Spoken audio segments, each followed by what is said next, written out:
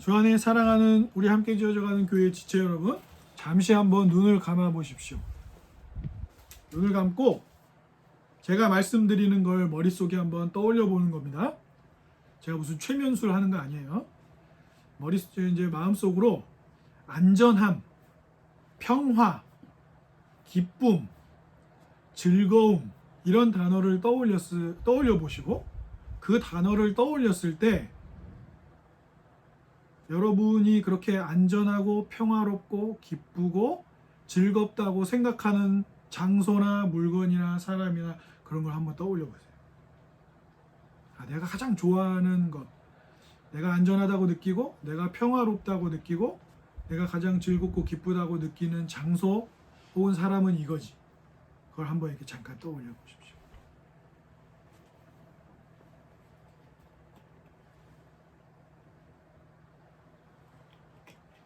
이제 눈을 뜨십시오.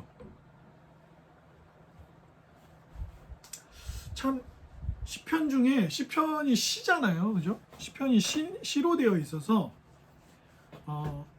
다른 성경 본문들과는 좀 다르게 이렇게 운율이 있다 그러죠. 리듬도 있고, 그리고 사용되는 단어들도 좀 더 풍성한 감정들을 드러내고 그런 특징들을 가지고 있는데, 시편 84편만큼도 아주 강력한 자기의 감정을 이렇게 막 드러내는 시편이 그렇게 자주 볼 수 있는 시편은 아닙니다. 우리말은 그렇게 우리말의 어순이 그렇게 안 돼 있으니까 그렇긴 하지만 1절에 보면 만군의 여호와여 주의 장막이 어찌 그리 사랑스러운지요 이렇게 되어 있잖아요. 보통 영어 같은 이제 영미권 혹은 독일어도 마찬가지고요. 다 뿌리가 비슷하게 가지고 있으니까 그런 라틴어나 그리스어로 말하는 이 헬라어 같은 거에 뿌리를 두고 있는 언어들은 어떻게 합니까? 만군의 여호와여 주의 장막이 어찌 그리 아름다운지요 사랑스러운지요 이렇게 문장이 안 돼 있고 어떻게 돼 있어요? 어찌 그리 사랑스러운지요 주여, 네, 주의 장막이 이렇게 문장이 돼 있죠. 뭐가 먼저 나와요? 감탄사가 먼저 나와요. 우리말에도 오, 어머나 뭐 이런 게 감탄사들이 있지만 문장 자체가 정갈하게 문장을 정리할 때 감탄사가 먼저 나와요. 이 고라자손의 시는 그 감탄사로 다 뒤덮여 있습니다.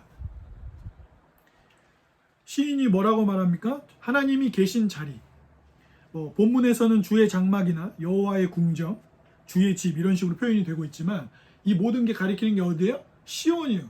시온은 어디예요? 성전이 있는 곳이에요. 성전이 있는 곳을 시온이라고 하는 거예요. 그럼 장소적으로 따지면 어디가 되겠어요? 예루살렘이죠. 예루살렘의 성전이에요. 그걸 뭐라고 표현하는 거예요? 우리가 누구를 아름답고 예쁘다고 할 때 정말 멋지고 아름답고 사랑스럽고 막 이렇게 표현하잖아요. 그죠? 시로 그렇게 표현하잖아요. 그냥 이 시가 만약에 그런 게 제대로 안 돼 있으면 그냥 주의 집이 이렇게 반복하는 게 아니고 여호와의 궁정이, 주님의 장막이, 주님의 집이 거기는 복이 있고 근데 사랑스럽고 새들도 거기서 품을 얻어서 쉴 수 있는 곳이 되고 막 이렇게 이제 아름답게 표현하는 거예요. 간단하게 말하면 뭐예요? 여러분이 아까 잠깐 눈을 감고 그래 내가 여기 있을 때 그게 뭐 고향집이 될 수도 있고 어머니의 품이 될 수도 있고 영화를 너무 좋아하면 뭐 극장이 될 수도 있고 그죠? 그런 자기가 좋아하는 장소, 사람, 이미지 같은 것들이 있잖아요. 나는 바다가 너무 좋아. 바다만 생각하면 마음이 편안해지고 마음이 기쁘고 즐거워. 그런 사람도 있을 수 있죠. 마치 여러분이 머릿속에 그렇게 떠올렸던 그림들과 같이 오늘 본문의 시인, 이 고라자손의 시인, 고라자손들은 주로 성전에서 뭐 하던 사람들이에요? 성전에서 문지기 하던 사람들이에요. 실제로 성전에서 일하던 사람들인데 이 고라자손들은 성전에서 문지기 하는, 성전 문지기 하다가 고관이 된 조선시대 인물이 있잖아요. 이런 비슷한 일 하다가 성전 문지기 같은 일 하다가 아주 품이 높은 정승에 올랐던 사람이 누구예요? 한 명이잖아요. 한 명의 같은 사람이 고라 자손들도 성전에 문지기 하던 사람들이에요. 그래서 지금 오직 바라고 좋아하는 게 뭐예요? 여러분이 머릿속에 떠올렸던 이미지가 있는데, 시인은 뭐가 제일 좋은 거예요? 하나님이 계신 것. 하나님이 우리와 함께 계시는 것. 하나님이 우리와 함께 계시는 것. 그 하나님이 함께 계신다라는 말을 성경에서 어떤 표현을 써요? 임재, 임하여 같이 계신다 라는 표현을 자주 쓰죠. 오늘 우리가 예배를 하면서 함께 불렀던 찬양들도 다 그렇게 하나님이 우리와 함께 계시는 것과 관련된 찬양들이었어요. 시인은 1절부터 4절에 다양한 표현을 쓰면서 그 하나님이 우리와 함께 계시는 성전이 나는 너무 좋아요. 그 성전이 어찌 그렇게 사랑스럽고 짐승들조차도 거기서 품을 얻으며 쉴 수 있는 자리가 되고. 그래서 우리 성경에는 2절에 내가 그 하나님이 계신 그곳을 너무 좋아해서 뭐라 그래요? 너무 좋아하니까 쇠약해졌다라고 본문이 되는데, 이게 어떤 거냐면 기절할 정도로 좋아요. 가끔 왜 어떤 유명한 가수들이 콘서트 했다 뭐 했다 그러면은 그 콘서트 가서 기절하는 여학생들 있잖아요. 네? 옛날에 막 조용필 씨가, 저는 조용필 씨가 굉장히 대단한 가수라고 생각하는데 개인적으로. 왜냐면 조용필 씨는 무슨 밴드가 부르는 락이나 이런 노래부터 대중가요적인 노래들 그리고 트로트까지 모든 장르를 다 불렀던 아주 대단한 가수거든요. 네, 그래서 가왕이라고 하잖아요. 가왕, 가요의 왕, 그죠? 그 조용필 씨가 막 그 자기 노래 부를 때 콘서트에서 막 기도하는 그러면 막 소녀들이 아 소리 지르면서 막 기절, 콘서트 가서 기절하죠. 근데 왜 기절해요? 너무 좋아서. 너무 그 노래가 좋고 그 가수가 너무 좋으니까 그 콘서트장에 가서 그 가수의 목소리를 직접 듣고 그 가수가 노래 부르는 걸 직접 보면 심장이 너무 두근거리고 막 몸에 반응이 오니까 어떻게 해요? 기절하는 거예요. 근데 이게 원어로 보면은 여기서 쇠약해졌다고 되어 있잖아요. 이거 기절하는 거예요. 기절하는 거예요. 내가 정신이 혼미해질 정도로 하나님이 계신 그 성전을 너무 좋아하는 거예요. 이 시인은. 성전이 너무 좋아요. 이 사람. 근데 그 건물을 좋아하는 게 아니에요. 이 시인은 그 건물을 좋아하는 게 아니에요. 뭐가 좋은 거예요? 하나님이 같이 계시니까 좋은 거예요. 시인은 지금 어때요? 시인은 컨트롤이고 자식으로를 떠나서 자기가 가장 기쁨을 얻는 곳, 자기가 가장 안전한 곳, 안심할 수 있는 곳이 어디예요? 하나님과 함께 있는 거예요. 그러니까 기절할 정도로 너무너무 좋아하는 거예요. 하나님하고 함께 있는 것을. 그래서 5절부터 7절까지는 어떤 게 표현이 되어 있어요? 그 주님으로부터 힘을 얻는 이야기들이 여기 나와요. 그래서 박하골짜기라고 말하니 이 눈물골짜기는 어려움을 말하기도 하는데, 의미하기도 하는데, 그 모든 것들 속에서 5절부터 7절 보면 뭐예요? 다 하나님으로부터 얻는 힘에 대한 얘기예요. 그래서 하나님으로부터 힘을 얻으면 시인은 어때요? 행복하죠. 자기 행복은 어디 있는 거예요? 하나님으로부터 힘을 얻는 거에 있는 거예요. 하나님으로부터 힘을 얻는 거예요. 그래 놓고 8절 9절 가면 또 왕을 위해 기도해요. 왕을 위해서. 이스라엘의 왕은 대표적으로 이스라엘 백성들을 지키는 방패나 기름 부음 받은 자거든요. 기름 부음 받은 자라는 말이 뭐예요? 히브리어로는 메시아고 헬라어 그리스어로는 그리스도잖아요.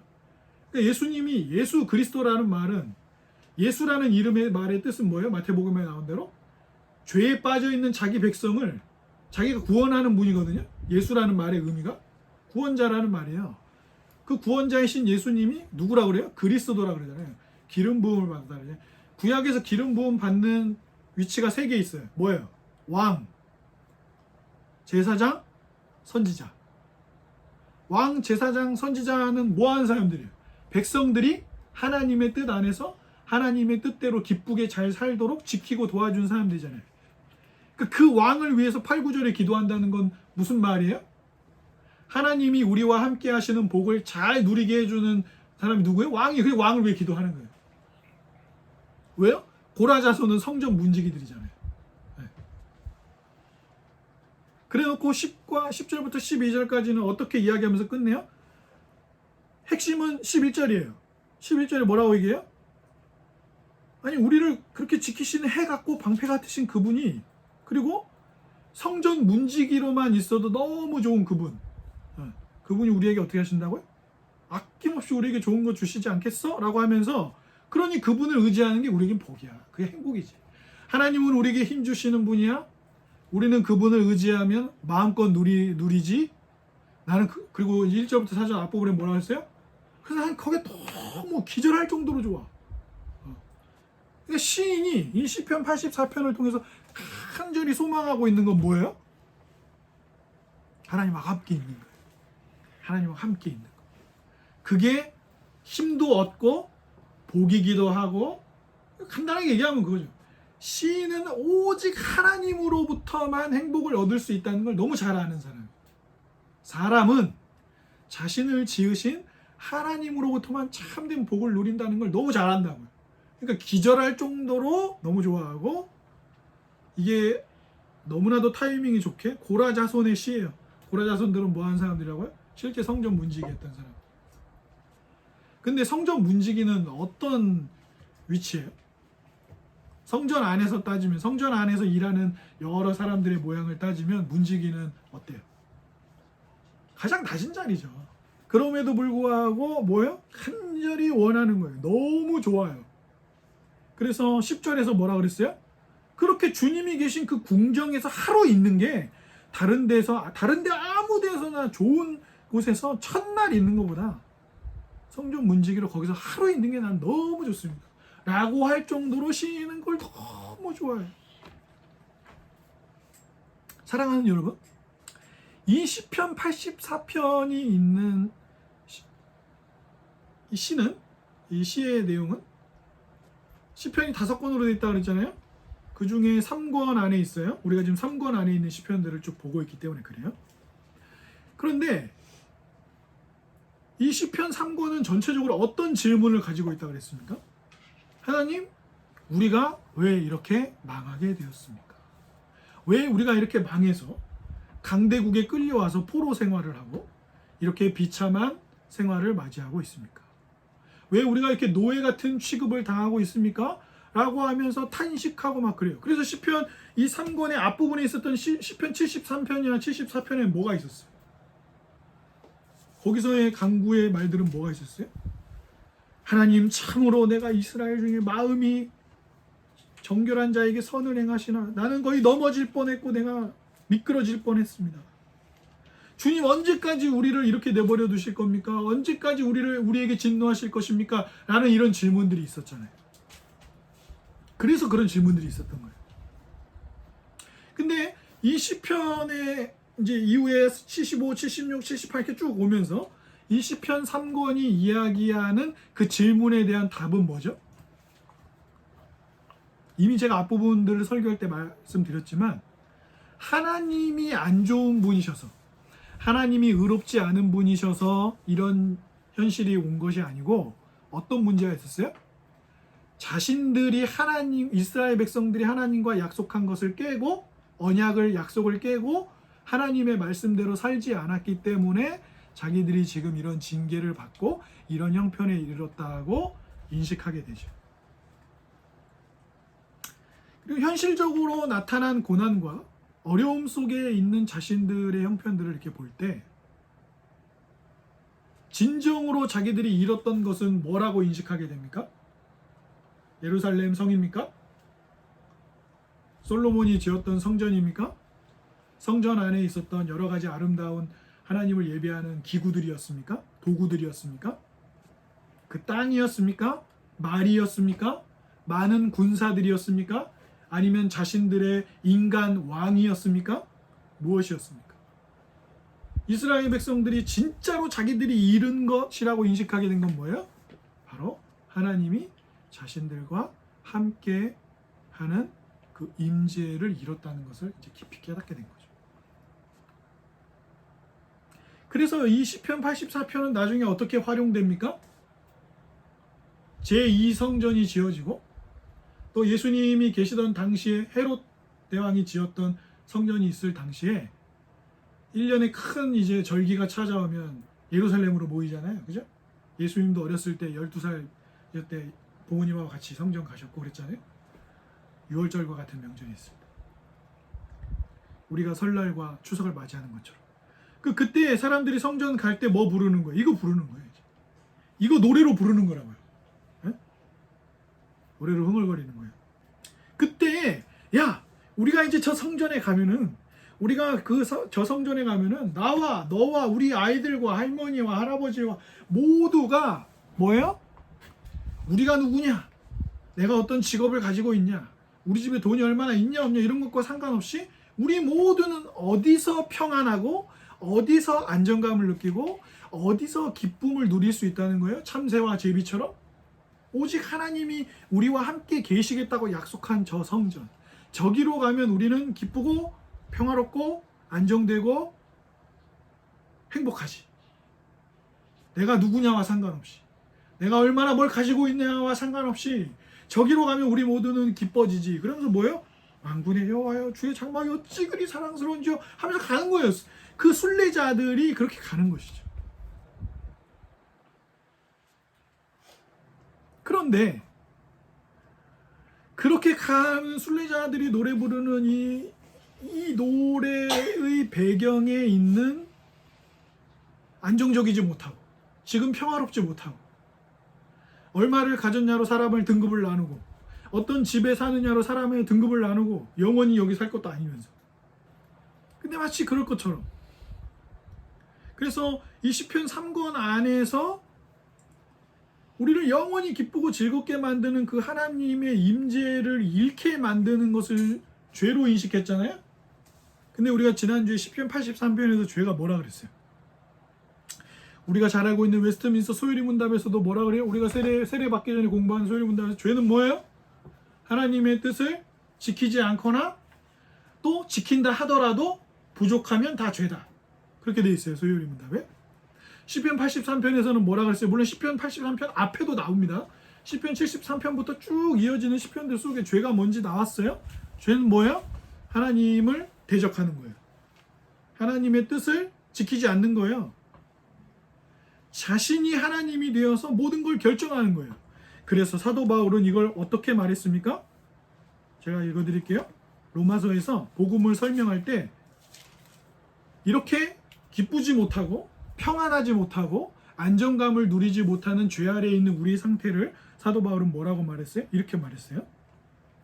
하나님의 진노가 불의로 진리를 막는 사람들의 모든 경건하지 않음과 불의에 대하여 하늘로부터 나타나나니 이는 하나님을 알만한 것이 그들 속에 보임이라.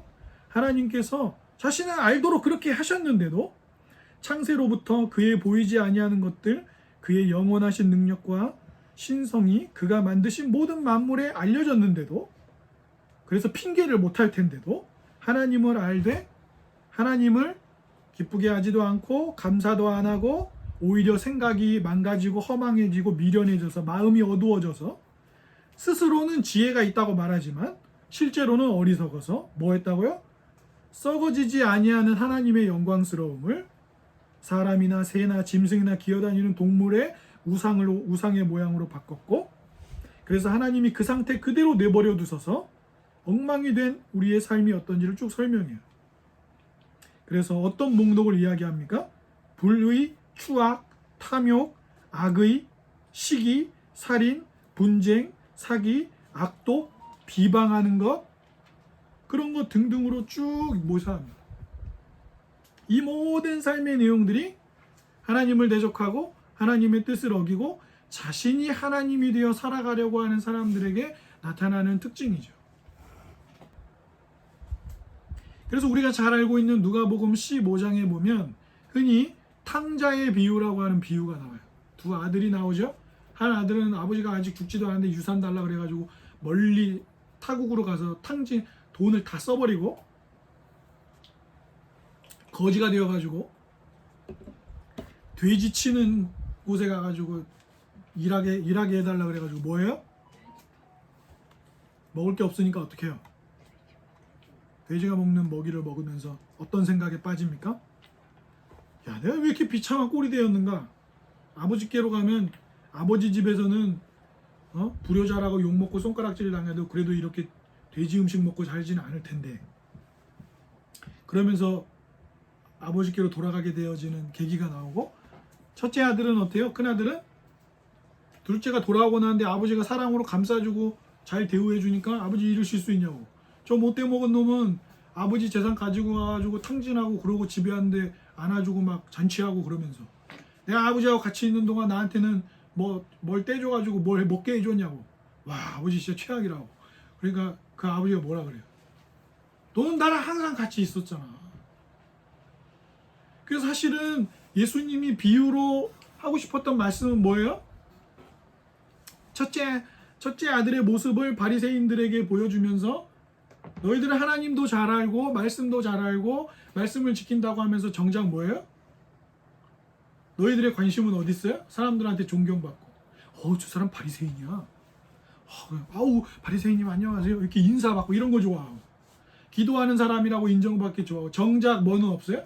정작 자기들이 사랑한다고 말하는 하나님과의 사랑의 관계는 잘 나누지 못하는 걸 지적하기 위해서 비유를 들기도 하셨죠. 근데 그 비유에서 가장 강력하게 예수님이 하시고 싶었던 말씀은 뭐예요? 막 사는 그 아들놈이나 정작 아버지와 함께 아버지를 기뻐하지 않고 자기도 뭐 했어요? 아버지가 나는 저거 안 주나 하면서 아버지의 말을 잘 들었던 이유가 뭐예요? 아버지가 가지고 있는 걸 가지기 위해서 아버지 말 잘 들은 거잖아요. 아버지 사랑해서 그런 게 아니에요. 그럼 이 두 아들은 달라요? 똑같아요. 똑같죠? 아버지한테 유산 날라가서 탕진한 아들이나 아버지가 가지고 있는 그게 좋아서 아버지 말 잘 듣는 아들이나 뿌리는 똑같은 거예요. 제가 이 말씀을 드리는 이유는 죄는 뭐라 그랬어요? 죄는 하나님을 대적하고 하나님의 뜻을 어기고 자기가 하나님이 되어서 자기가 모든 결정을 하는 것이 죄라 그랬잖아요. 그래서 아담과 하와가 선악과를 따먹기 전까지는 하나님의 뜻대로 잘 즐겁게 살고 있다가 선악을 알게 하는 지식이 있는 나무 열매를 따먹고 나더니 모든 결정을 이제 어떻게 내려요? 자기들 마음대로. 그래서 하나님이 아담과 하와 찾으실 때 아담과 하와 뭐 하고 있었어요? 숨어 있었잖아요. 왜 숨었어요? 우리가 벗고 있고 우리가 하나님 벗고 있다고 말했지만 실제로 왜 숨었어요? 양심이 찔리니까 숨었죠. 왜? 하나님 뜻대로 안 하고 자기들 마음대로 했잖아요. 그러니까 숨었죠. 하나님 피한 거죠. 죄를 짓기 전에는 하나님을 피하지 않고 하나님을 기뻐했던 일. 마치 시인이 오늘 시편에서 내가 하나님이 계신 곳을 너무 사랑해요 라고 말해서 하나님이 아담과 하와 어딨니? 그러고 여기 있어요 라고 했던 아담과 하와가 지금은 이제 숨어버리는 것처럼 죄는 뭐예요? 아버지를 거부하는 거예요. 아버지는 오직 자기에게 어떤 걸로만 의미가 있어요? 유산. 아버지의 유산. 거기만 관심이 있는 거죠. 그러니까 그래서 아버지가 첫째 아들한테 뭐라 그랬다고요? 너는 나하고 항상 같이 있었잖아. 근데 첫째 아들이 원한 건 뭐예요? 아버지가 아니에요. 근데 시인이 오늘 이 시편에서 원하는 건 뭐예요? 아버지. 저 고라자손 겨우 성전 문지기나 하는 주제 상관없어요. 왜? 내가 막 펜트하우스 같은 데서 막 진짜 막 특급 호텔 스위트룸에서 내가 몇백 년 머무는 것보다 주님이 계신 여기 문지기로 하루 있는 게 난 너무 좋은데? 그게 너무 좋은 사람이에요. 시인의 바람은 오직 그것 하나예요. 순종하는 이유도 불순종하는 이유도 다 뭐예요? 자기 결정이고 자기 기쁨이고 자기가 하나님이 되어서 자기가 주목받고 자기가 원하는 자기의 욕망을 채우기 위한 것이죠. 아버지와 함께하는 것, 아버지의 임재에 대한 즐거움은 상관이 없어요. 그러니까 세상이 우리에게 뭐라고 얘기해요? 이 두 아들처럼 세상은 우리에게 뭐라고 얘기해요? 야, 그냥 너가 마음 가는 대로 해. 너가 원하는 대로 살아.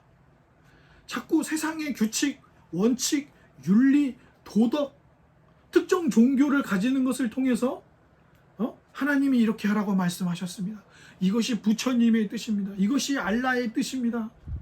휘둘르지 말고 그냥 네 마음 가는 대로 살아. 네가 하고 싶은 대로 해 라고 세상은 우리에게 얘기하죠. 멋지고 좋아 보이는 삶을 살아. 네 마음 가는 대로. 세상은 우리에게 그렇게 이야기하죠. 한편으로는 뭐라고 얘기합니까? 나라와 민족과 공동체의 규칙을 잘 따라 살면 그것이 우리를 행복하게 만들 것이라고 이야기하죠. 한편에서는 네 뜻대로 살아, 마음이 가는 대로 살아라는 세상의 요구가 우리에게 있고, 한편으로는 마치 그 멀리 떠난 탕자 아들처럼 말입니다. 한편으로는 어떤 요구가 있어요? 가족을 중시 여겨, 나라를 중요하게 여겨, 네가 살고 있는 마을을 소중하게 여겨.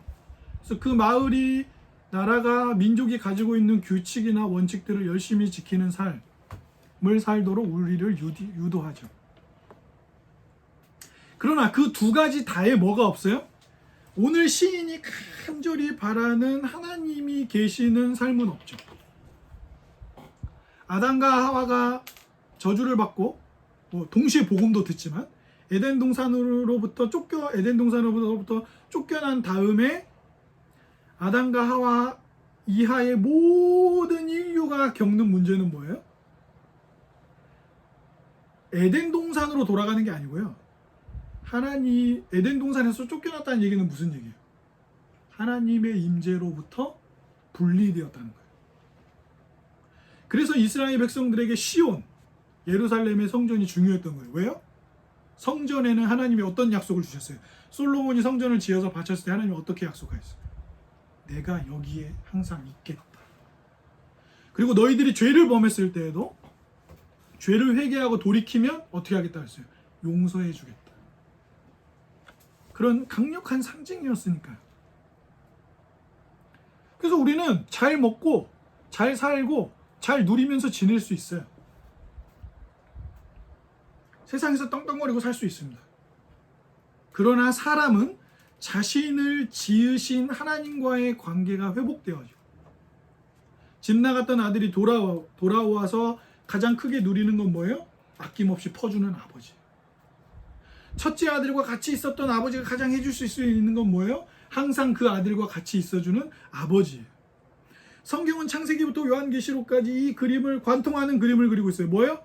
집 떠난 이들이 다시 돌아오는 것. 집 떠난 이들이 다시 고향을 되찾는 것의 그림을 창세기부터 요한계시록까지 관통하는 주제로 가지고 있습니다. 그러니 사도 요한이 우리에게 뭐라고 말합니까? 요한복음 1장 14절을 보십시오. 요한복음 1장 14절입니다.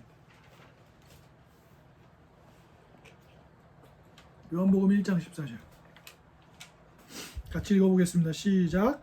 말씀이 육신이 되어 우리 가운데 거하심에 우리가 그의 영광을 보니 아버지의 독생자의 영광이요 은혜와 진리가 충만하더라. 시편 150편 중에 직접적으로 하나님의 임재를 언급하는 시편이 90편이 넘어요. 그 얘기는 곧 무슨 얘기입니까? 시편 전체가 집중하고 있는 주제가 뭐라는 거예요? 하나님이 우리와 함께 계시는 것이라는 주제에 집중하고 있다는 거예요. 150편 중에 90편이 넘는 시편들이 하나님의 임재를 직접적으로 언급해요. 나머지 60편도 직접적으로 언급하지 않지만 그 임재를 바탕으로 시편의 내용들이 진행이 되고 있어요. 그런데 사도 요한이 예수님이 하나님의 아들로서 사람이 되어 우리와 함께 계시는 것을 뭐라고 얘기합니까 지금? 그 말씀이신 예수님이 육신이 되어 우리 가운데 거하심에 그것이 은혜와 진리가 충만한 우리에게 은혜와 진리가 충만한 영광이었다. 이렇게 요한복음을 시작합니다. 그리고 사도 바울은 이 똑같은 말을 뭐라고 또 설명합니까? 제가 읽어드릴게요. 복음을 설명하는 로마서에서 하나님이 우리와 함께 계시는 이 복을 사도 바울은 이렇게 말합니다. 그러므로 이제 그리스도 예수 안에 있는 우리에게는 결코 정죄함이 없다. 이렇게 말합니다. 그건 무슨 얘기예요? 우리를 더 이상 하나님이 죄인으로 보지 않으신다. 더 이상 죄인 취급하지 않으신다. 법정적으로 너희는 더 이상 죄인이 아니다. 너희는 의인이다. 예수 그리스도 때문에 의인이다. 라고 말하는 이 표현은 무슨 말이에요? 더 이상 하나님 에덴 동산에서 또 쫓겨난 상태로 죄인의 상태로 하나님의 임재가 없는 상태로 살지 않아도 된다라는 말이죠. 된다라는. 그리고 이제 우리에게 허락된 이 하나님의 임재는 예전처럼 성전이 부서지거나 하면 법궤를 뺏기거나 성전이 무너지면 없어지는 게 아니고 어떻다고 사도 바울이 얘기합니까? 누가 우리를 그리스도의 사랑에서 끊으리요? 환난이나 곤고나 박해나 기근이나 적신이나 위험이나 칼이랴. 내가 확신하노니, 이거 확신하는 거예요. 사도 바울이 강력하게.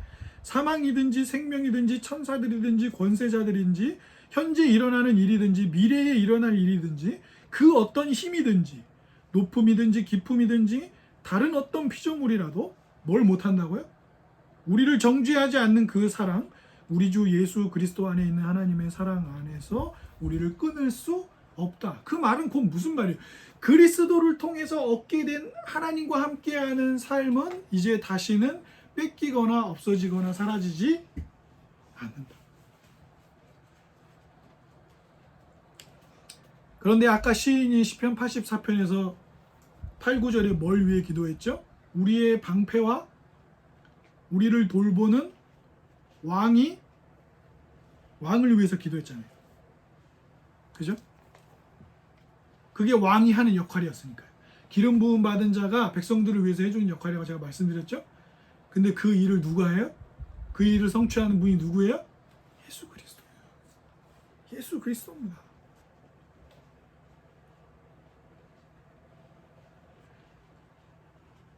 안정과 평안과 기쁨과 즐거움을 인생에서 누리기 위해서 우리에게 필요한 건 어떤 법칙이나 원리나 이미지나 소유하는 물건이 아니에요. 사람은 자신을 지으신 우리의 참 아버지 되시는 성부 하나님과 우리를 그 아버지께로 인도하시는 그리스도와 그 아버지와 아들 안에서 사랑을 풍족하게 누리도록 하시는 성령님 안에 있을 때만 만족하고 기뻐하고 기절할 정도의 사모하는, 사랑하는 마음을 가지고 살 수 있도록 지은 바 되어졌어요. 그걸 잃으면 둘째 아들처럼 유산 내놔 하고 막 살면서 그래 콘서트도 가고 게임도 하고 돈도 벌고 집도 사고 차도 사고 그러면서 한번 막 내가 원하는 대로 살아보든가 아니면은 부모님 말씀 잘 들으면 인생이 잘 된다 했어. 어른들 말 잘 들으면 자다가도 떡이 생긴다 그랬지. 이런 원칙만을 막 쫓아서 살면서 정작 아버지한테는 관심 없이 그 법칙만 지키려고 하는 삶을 통해서는 참된 안정감이나 평화나 기쁨은 누릴 수 없다는 거예요. 여러분이 게임 속으로 빠져들 속으로 여러분이 돈을 버는 일에 빠져들면 빠져들수록 내 인생을 안정적이고 평안하게 만들어준다고 생각하는 그것에 빠져들면 빠져들수록 그것은 여러분에게 그 원하는 것을 줄 수 없어요. 수많은 사람들이 예수님을 찾아와서 병 고쳐주세요. 내 자식, 내 부모는 귀신 들렸습니다. 귀신 좀 내쫓아 주세요 했습니다. 그리고 예수님은 많이 고쳐주셨고 예수님은 많이 귀신을 내쫓아 주셨습니다. 그런데 예수님이 그 사람들을 고치시고 함께 하실 때마다 예수님은 자신이 누구인 것을 드러내셨습니까?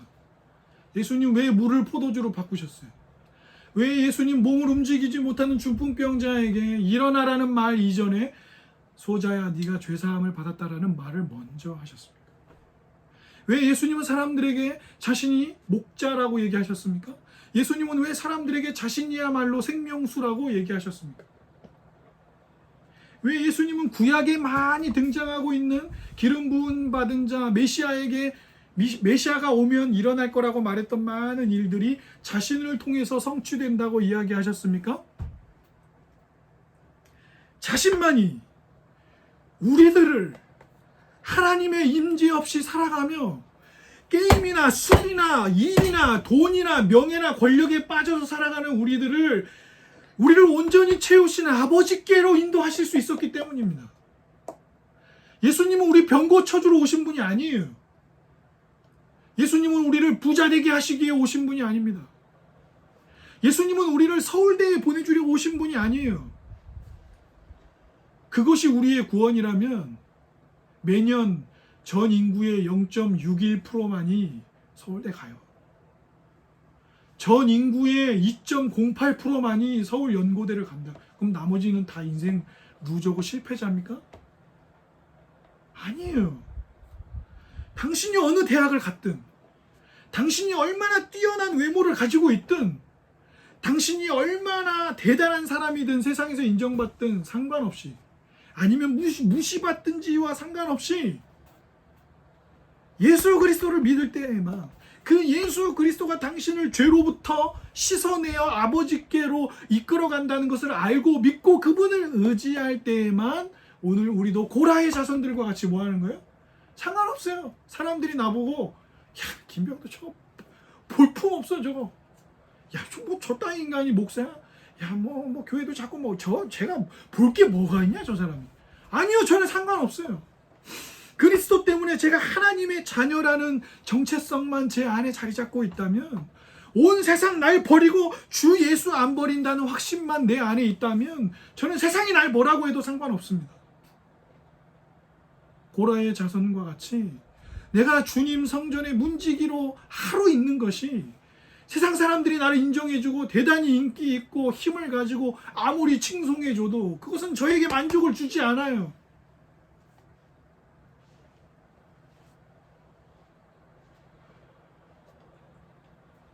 제가 며칠 전에 기도하면서 하나님께 그런 기도를 했습니다. 이제 목사 안수 받을 날이 얼마 남지 않았어요. 그런데 제가 목사가 되지 않아도, 사람들이 알아주는 인물이 아니어도, 사람들이 알아주는 설교자나 대단한 목회자가 아니어도 저는 여러분과 함께 예배하고 그냥 함께 지어져가는 교회의 사역자라는 것, 아니 그 사역자라는 걸 떠나서 여러분과 함께 하나님께 예배하고 하나님이 우리 예배를 받아주시고 제가 하나님의 자녀라는 사실만으로 저는 기쁘고 즐거워요. 그것이 그리스도인들이에요. 우리 선배들이 다 그랬어요. 좋고 나쁨이 아니라 회개를 통해서 누려지는 나라, 그 나라입니다. 고린도전서 6장 19절 20절에 보면 사도 바울이 그렇게 말합니다. 너희 몸이 하나님의 성전인 것을 알지 못하느냐, 이렇게 말합니다. 또 에베소 교인들에게 편지를 쓸 때는 사도 바울이 그렇게 말합니다. 너희는 성령 안에 한 믿음 안에 만들어져 있는, 뭐라고 말해요? 함께 지어져가는 교회다. 함께 지어져가는 교회인 너희 안에 누가 계신다고 말해요? 하나님의 임재가 있다. 그럼 여러분 보세요. 저를 보십시오. 우리 각 사람이 다 성전입니다.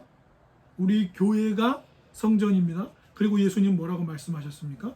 두세 사람이 내 이름으로 모이는 곳에 내가 함께 있다. 언제까지요? 세상 끝날까지. 어떻게 해요? 성령으로, 말씀으로. 거기에는 세례와 성찬이 있고요, 하나님을 기뻐하는 예배가 있습니다. 여러분 그거 아십니까?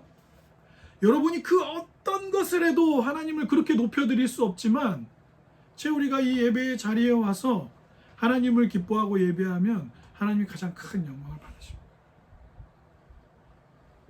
세상 사람들은 초라하고 후지고 별것도 아니라고 말할지 모르지만 오늘 우리가 여기 모여 예배하는 것을 하나님은 가장 기뻐하신다. 그러므로 오늘 예배가 끝나면 다음 주의 예배를 기절할 정도로 사모하고 기다리게 되어지는 그리스도 안에서의 믿음을 달라고 기도하십시오. 여러분 각자가 하나님이 거하시는 성전인 것을 기뻐하십시오. 우리의 형편과 상관없이 말이에요. 세상이 알아주지 않아도 말이에요. 하나님이 함께 지어져가는 교회를 자신이 함께 하심으로 기뻐 받으신다는 것을 즐거워하십시오. 그것이 우리의 영광입니다. 그리고 우리는 우리의 이웃들을 향해 뭐라고 이야기합니까? 여러분 예배로 오십시오. 여러분 우리와 함께 예배합시다. 왜요? 여러분이 쫓아가고 있는 것들은 하나님이 주신 것이긴 하지만 하나님 없이 돈과 명예와 건강과 이런 것들을 쫓아가면 끝은 멸망이지만, 하나님을 예배하는 자리로 함께 나와 시인의 사모함을 함께 가지면 여러분이 지금 소중하게 여기는 것들도 진짜 소중한 것으로 기뻐할 수 있다는 것을 말하고 함께 즐거워할 수 있기 때문에 부디 그 즐거움이 우리 안에 있고 그것을 위해 기도하고 그 기쁨과 즐거움을 이웃들에게 함께 즐거워하자고 불러 초청할 수 있는 우리 각자의 삶, 교회가 되기를 주님의 이름으로 축복합니다.